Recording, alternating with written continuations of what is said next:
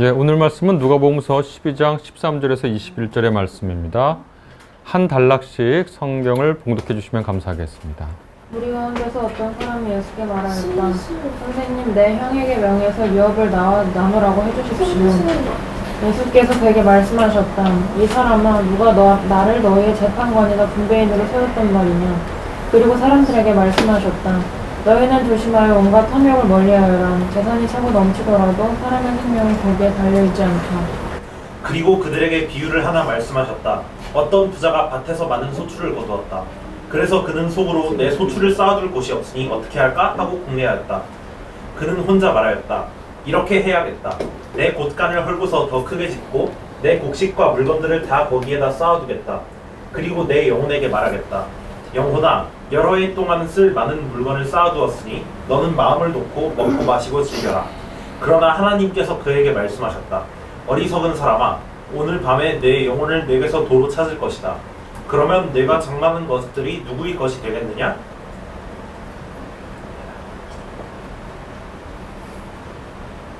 자기를 위해서는 재물을 쌓아두면서도 하나님께 대하여 인색한 사람은 바로 이와 같이 될 것이다.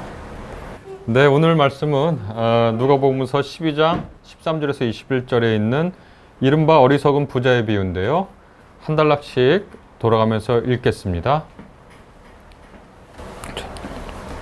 오늘 본문은 우리 삶의 중심, 우리가 정말 가치 있게 여겨야 할 것에 관한 신앙적 교훈이라 하겠다.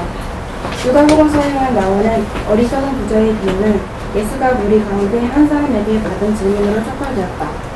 그는 예수에게 이렇게 요구한다. 선생님, 제 형제에게 저와 함께 유산을 나누라고 말해 주십시오.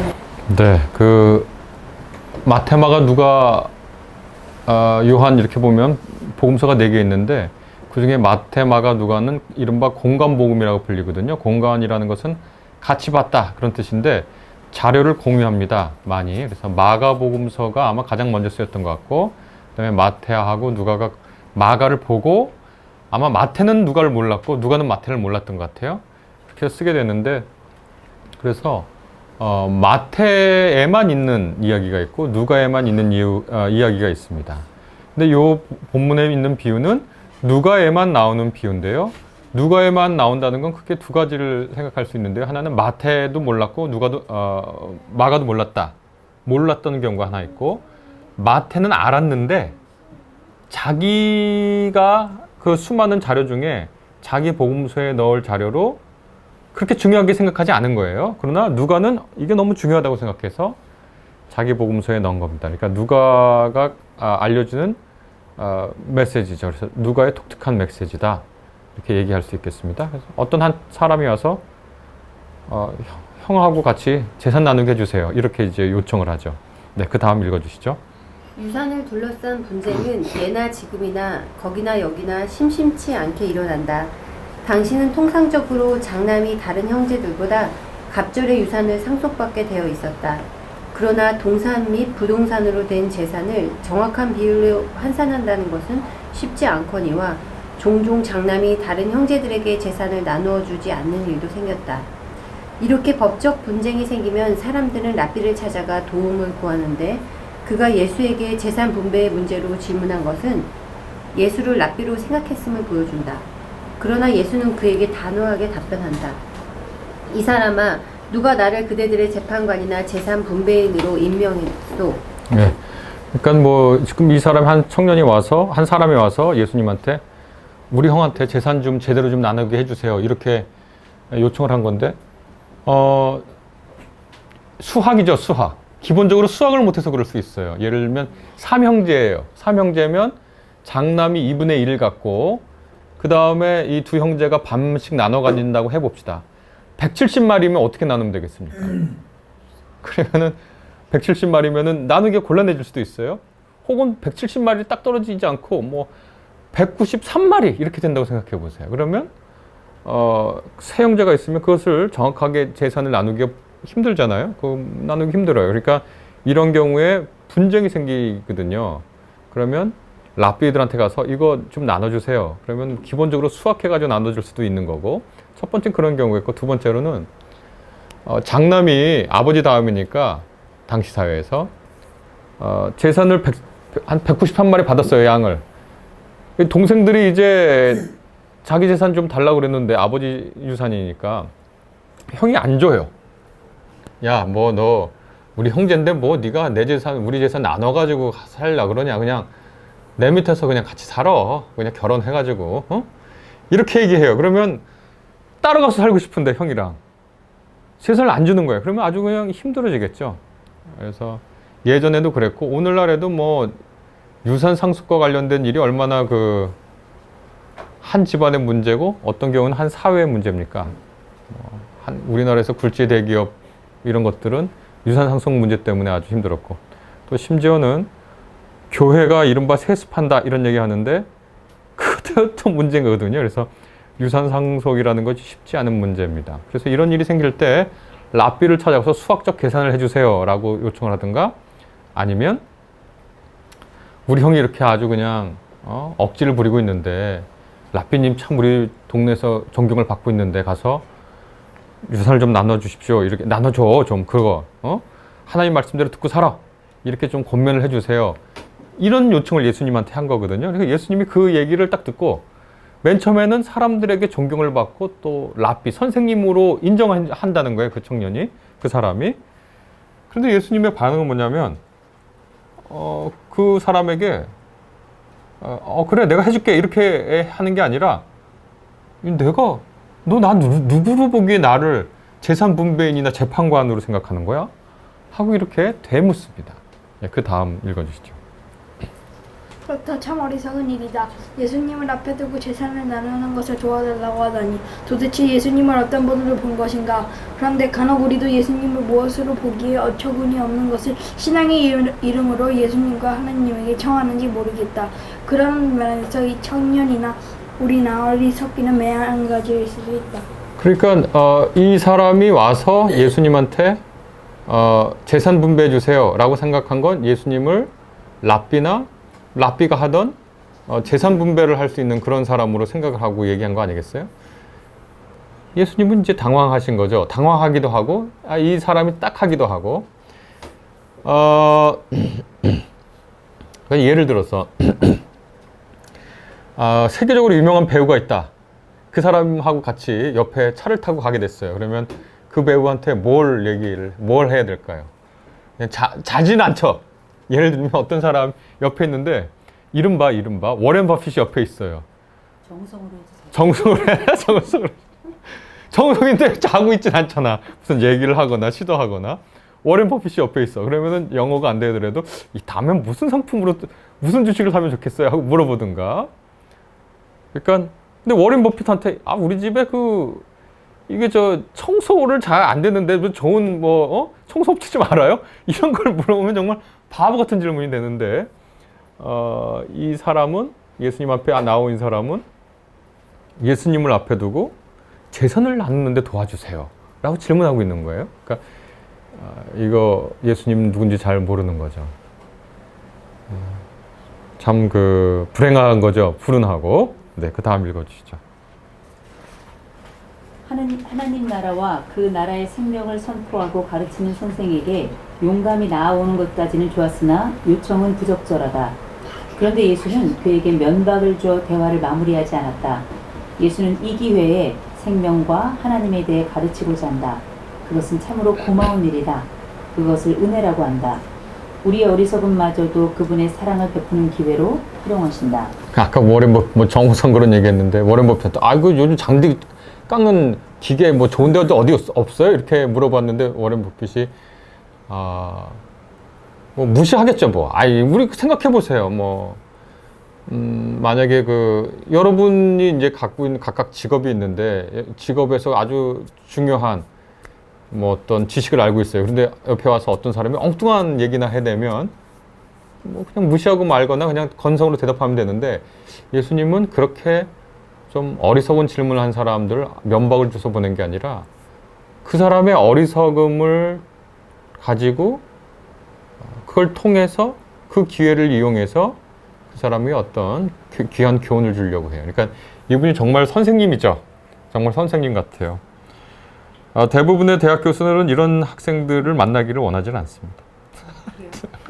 아니 와서 엉뚱한 질문하는데 뭐 나를 찾아와서 뭐 물리에 관해서 질문한다. 우문현답하면 되죠. 우문현답하면 되는데 하기가 싫지. 귀찮으니까. 아니 이렇게 바보가 다 있나? 이렇게 하고 그냥 넘어가는데 예수님은 그거를 그분의 사랑과 진리를 가르치는 기회로 활용을 하니까 참 선생님 같습니다. 네, 그 다음 읽어주시죠. 예수님이 이렇게 말씀하신다. 그대들은 살펴 모든 탐욕을 경계하시오. 사람이 넉넉히 가졌다 해도 사람의 생명이 그 재물로부터 나오지는 않소. 예수는 자신의 말의 의미를 깨우치기 위해 한 비유를 든다. 그 비유의 줄거리는 이러하다. 이미 부자인 한 사람이 있었는데 그는 밭에서 많은 소출을 거두었다. 기왕에 있던 곳간을 이미 찾고 수확물을 쌓아둘 곳이 없었기에 그는 혼자 공리를 하기 시작했다. 그러다 속으로 결론을 내린다. 이게 내가 할 일이다. 내 곳간을 헐고 더 크게 짓고는 거기에다가 내 곡식과 좋은 물건들을 쌓아두어야겠다. 이거 한번 생각해 보세요. 이게 이제 사고 실험일 수도 있는데 예수님 말씀하시는 거예요. 인간 산다는 거는 재물이 없이 살아라 그 얘기 하시는 게 아니에요. 인간 산다는 거 그거 넉넉히 가진 데에서 그 사람 삶의 의미가 나오는 게 아니야.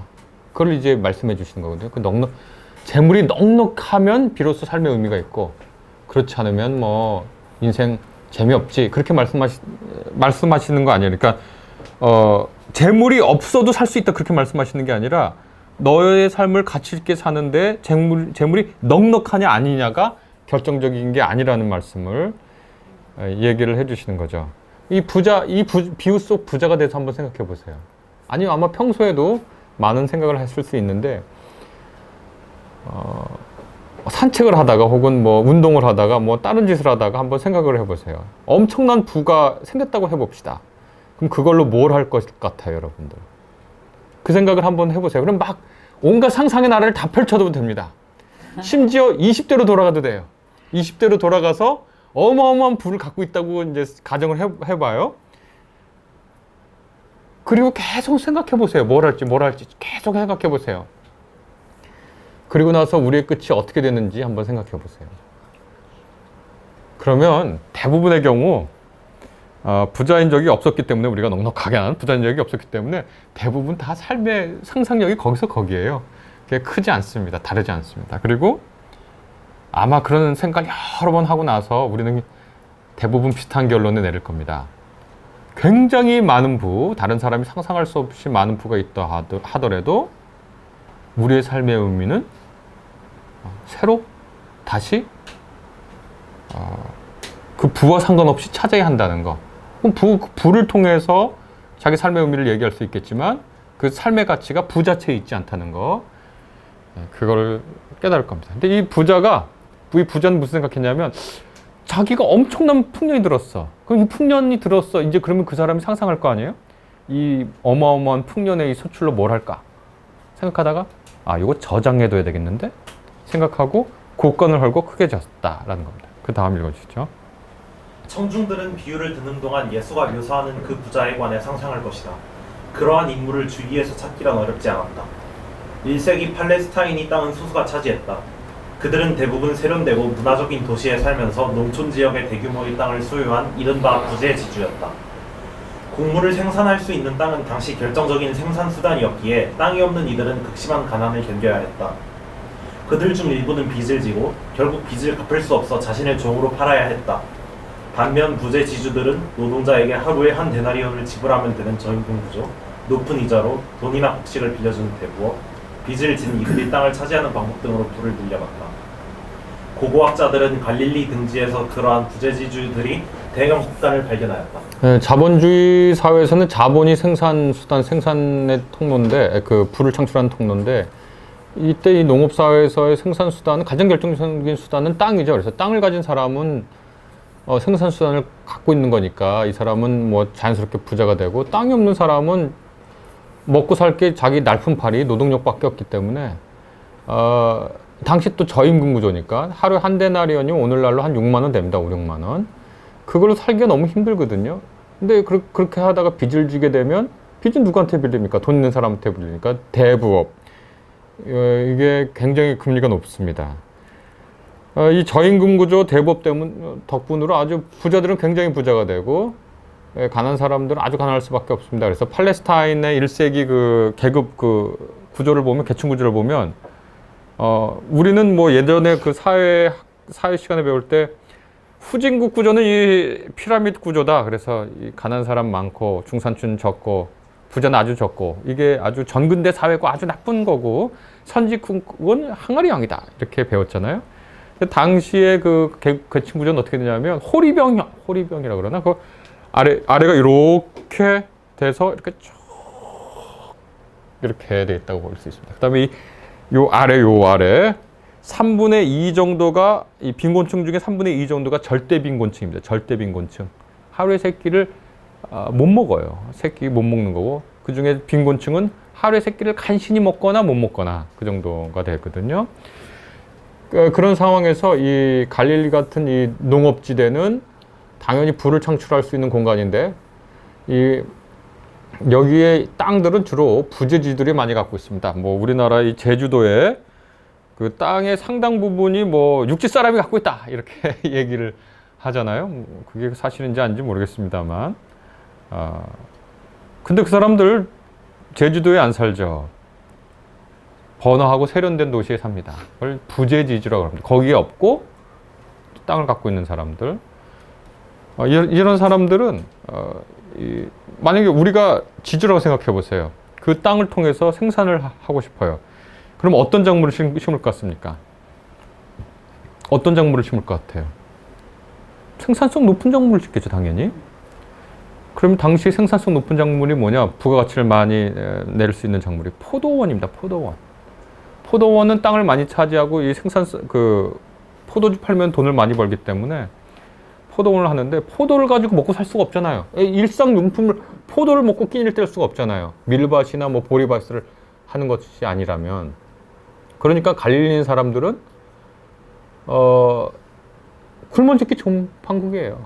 그러니까 그리고 이 포도원이라는 것이 늘 사람들이 필요로 한 게 아니라 수확대나 이런 몇몇 시기에만 사람들을 필요로 하거든요. 그러니까 고급 부가가치 상품의 포도원은 그런데 그 고부가가치를 생산하기 위해서 고용하는 인력이 많지 않다는 거예요.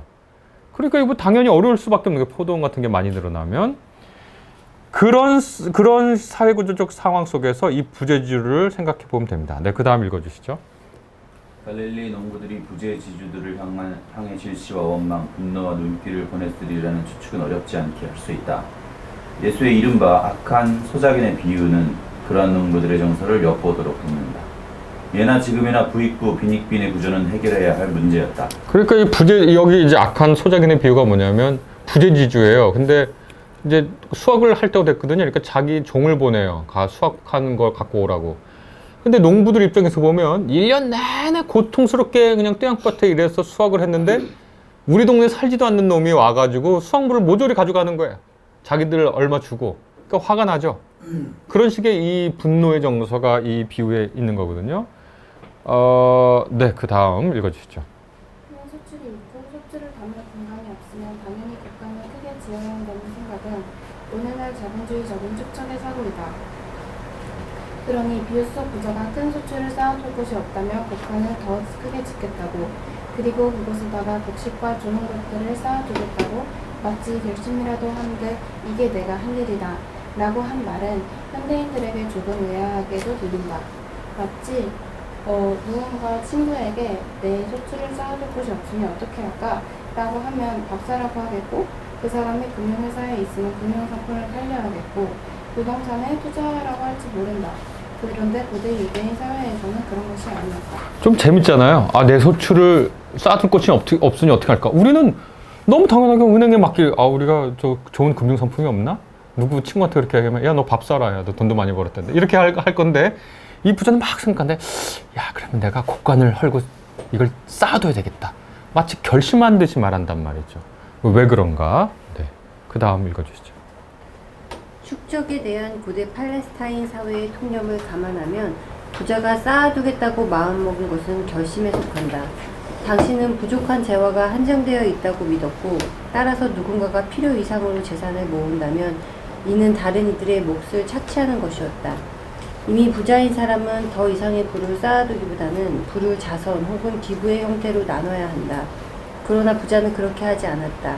그는 주변의 평판이나 율법의 나눔에 대한 권면보다 부가 자신의 삶과 생명을 더 안전하게 지켜준다고 믿었다. 그리고 그 믿음에 따라 그는 곳간을 더 크게 짓겠다고 결심한다. 네, 그러니까 이 부자가 결심한 거예요. 뭘 결정했냐면 하나님은 그렇게 부가 네가 축적 이상으로 많이 벌리면 그거를 가난한 사람들하고 나눠라. 필요한 사람에게 나눠라.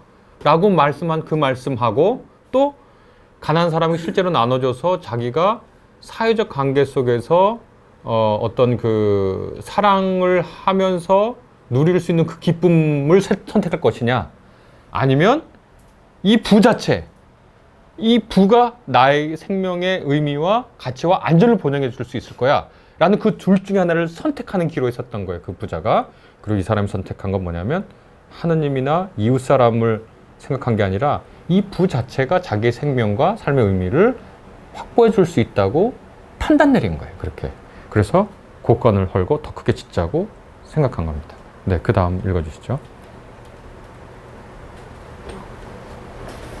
그리고 이렇게 말한다. 나는 내 영혼한테 말할 테다. 영혼아, 너는 여러 해 동안 쓸 많은 좋은 것들을 가지고 있다. 편히 쉬자, 먹자, 마시자, 즐거움을 누리자.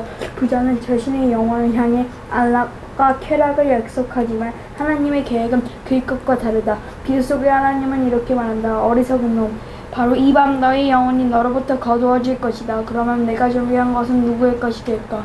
그의 생명을 지키고 돌보는 법은 하나님이셨지 재물의 축적이 아니었다. 그의 삶을 가치 있게 하는 것은 하나님의 가르침이지 재물 그 자체가 아니다. 예수님은 이를 가르치고 싶으셨다. 아, 기침 나왔어? 이게 사실은 우리의 인생이라는 걸 보면, 산다는 걸 보면 사실 10분 후에 어떤 일이 벌어질지 몰라요. 우리가 지금 예배 드리고 있는 이 모임 공간이 부실 공사로 무너질 수도 있고, 뭐 불에 날 수도 있고, 아니 지금 정말 가다가 지하철이 뒤집어질 수도 있고 전혀 모르는 거예요. 그러니까 부라는 것 자체가 우리의 생명을 지켜주는 게 아니에요. 그런데 부를 통해서 우리가 많은 일을 할 수 있으니까 그렇다고 자꾸 착각을 하게 되는 거지.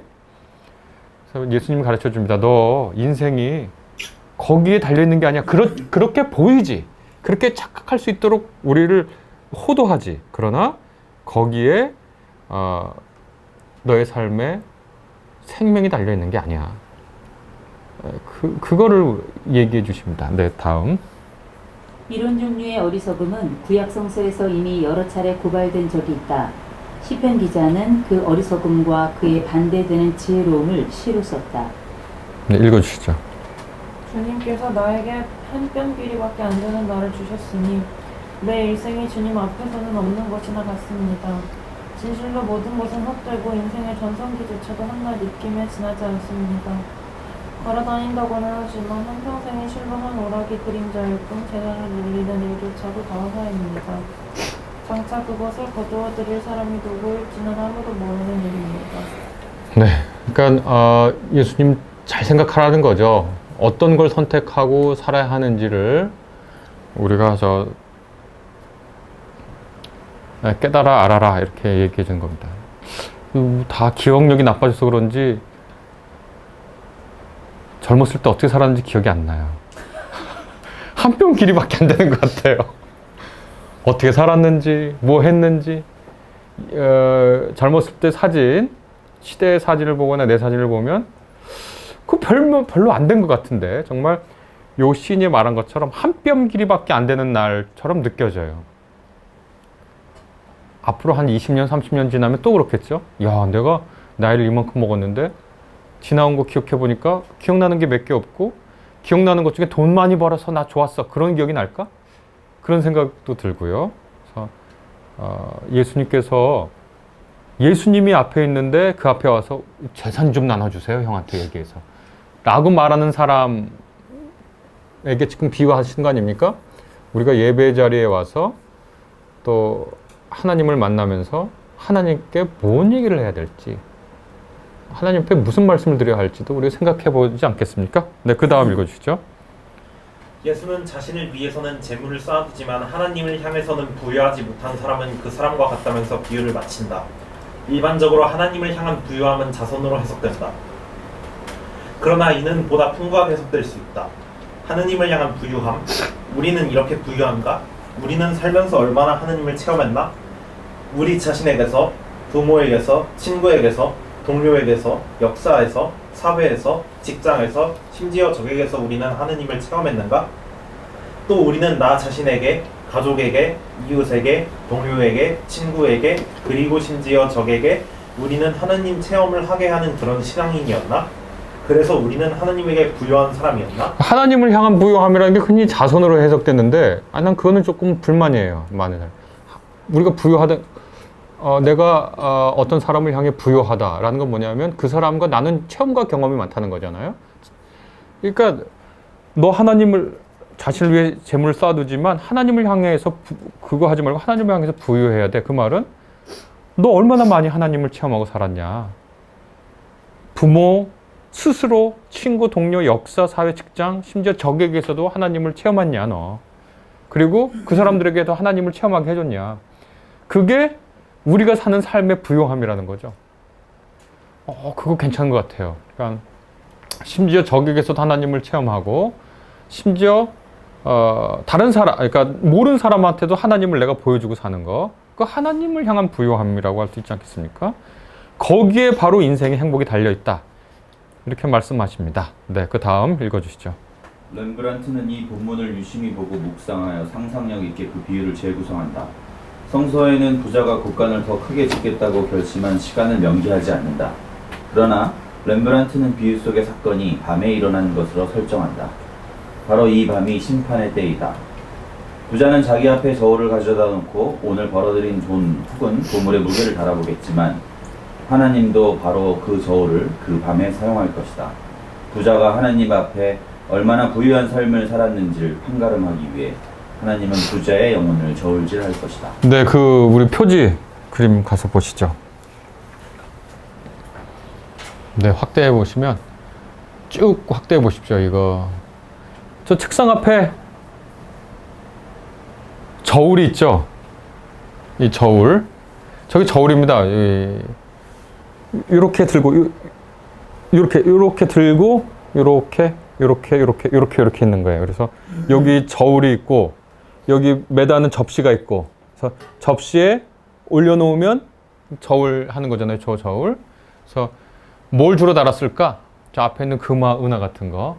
금화, 은하는 당시에 그 무게가 중요한 거기 때문에 이 저울은 이것이 정말 100g인가 아닌가, 200g인가 아닌가를 재는 것이지만, 그래서 이 저울이라는 말에는 잰다라는 그 생각이 있잖아요. 그래서 그게 어떻게 은유가 확장되냐면 하나님도 너를 저울에 재보는 거예요. 하나님의 저울이 있고 거기에 한 사람의 영혼이 있고 그 사람이 얼마만큼의 무게인가를 재는 거예요. 이거 정의의 여신 디케도 한 손에 칼 들고 눈 가리고 다른 한 손에 저울 들고 있잖아요. 저울 재보는 거예요. 우리나라 정의의 여신에는 안대가 안 돼 있다는 얘기죠. 안대를 해야죠.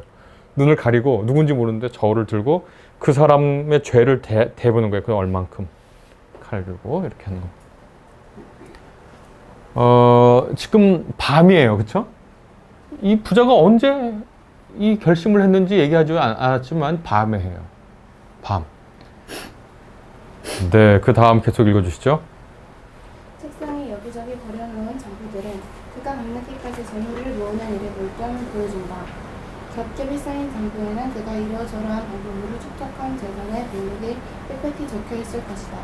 고대 유대인들의 경제적 정세를 가지고 말하면 그 장부는 다른 이들의 피와 눈물, 땀과 울분의 책일 것이다. 마지막 밤에 부자는 그것들을 차례차례 훑어보면서 영혼의 기쁨을 느꼈을지 모른다. 이거 보세요. 지금 야간 근무하고 있죠. 주 52시간을 넘어서서 야간 근무를 하고 있어요. 이거 자기 돈이니까 이렇게 할 거예요. 아마. 남의 돈 회계 이렇게 안 해줄 거예요. 곳곳에 내가 누구한테 얼마 빌려주고 얼마 받았고 하는 장부들, 저기 뒤에 가방.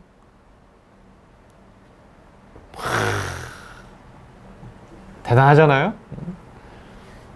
이걸 바꾸면 채권 무슨 펀드 든 계약서 통장 이렇게 요즘은 그런 게 필요 없지 거의 그냥 전산상으로 다 되니까 당시 이렇게 이 안에서 이 사람이 밤늦게까지 일하면서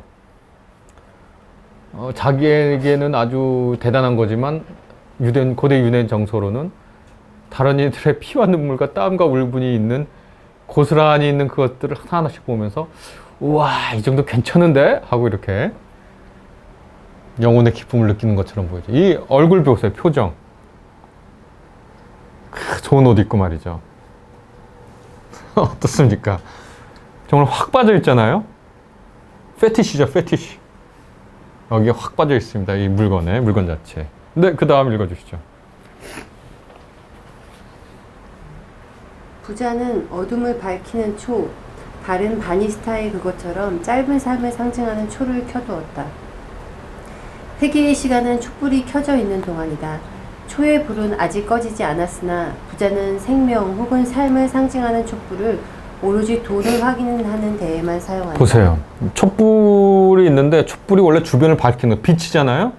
근데 촛불을 오른손으로 이렇게 가리고 있는데 오른손에 그 주화를 확인하라고 이게 진짜인가 아닌가 하고 이렇게 주화를 확인하라고 하고 있죠. 그러니까 자기 삶의 빛을 재물을 확인하는데 온통 쓰고 있는 거예요, 이 사람. 네, 그 다음 읽어주시죠.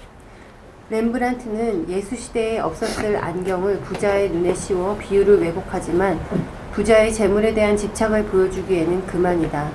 부자는 탐욕에 몰려 안경을 쓰고 초를 밝혀 어두운 눈을 비벼뜬다.